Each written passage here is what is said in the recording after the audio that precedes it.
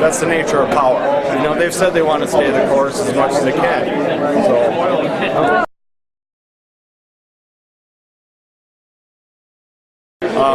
You know, here you have two guys who are running for president, and Ron Paul actually got more votes in the straw poll than McCain did in Minnesota.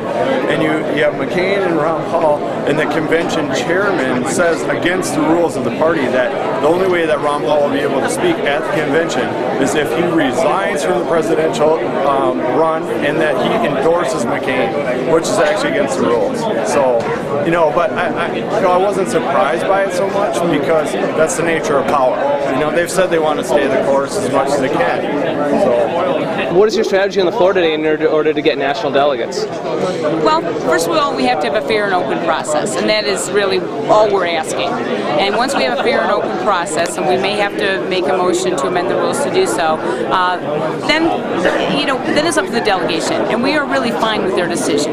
If they decide to vote for our candidates, then wonderful. If they decide to vote for the party slate, you know, that's their prerogative. So really all we want here is a fair and open process. And that's really all we can ask for. What's your confidence level of getting that fair and open process right now? We've been picking up a lot of sympathy lately, actually, because the party chair has been using some less than savory tactics. And so the people who are not necessarily Ron Paul supporters have been becoming a little more sympathetic to our cause. Did you get elected as a Ron Paul delegate from your area? I did. Out of the 6th district, out of Sauk Rapids, Minnesota.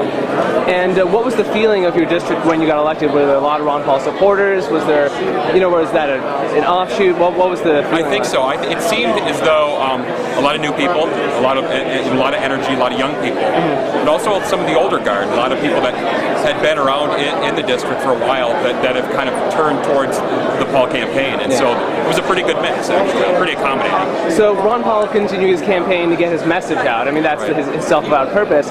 In November, are you going to be voting for the Republican candidate, or are you going to be voting for a third-party candidate? I think we'll have to do a wait and see. We'll have to see what happens. I mean, I think there's a lot of discouraged younger Republicans and a lot of conservatives and libertarian-minded conservatives that really are kind of in a quandary right now, and they're really having a difficulty with the McCain campaign and with that candidacy. So as difficult as it is for a lot of people to say it, they're going to have to kind of wait and see what happens.